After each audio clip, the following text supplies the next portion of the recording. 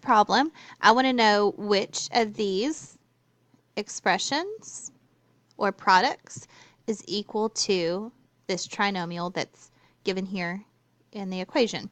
So we're going to use, we've got the letter M, so we're going to store 1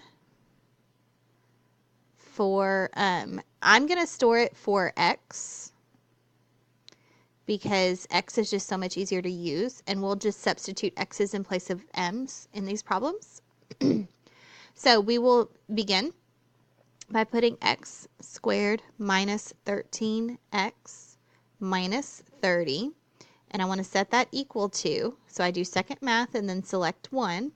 And I want to see if it's equal to f. So x minus 15, close parentheses, open parentheses, x plus 2, close parentheses. So I'm just typing in this answer choice f as the other side of the equal sign for what's my expression up here. Now remember, when I hit enter, it returns a 1 or a 0.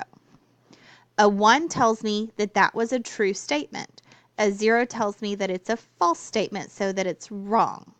So we totally lucked out, and we got a true on our first one. So that means that the answer choice F is the correct answer.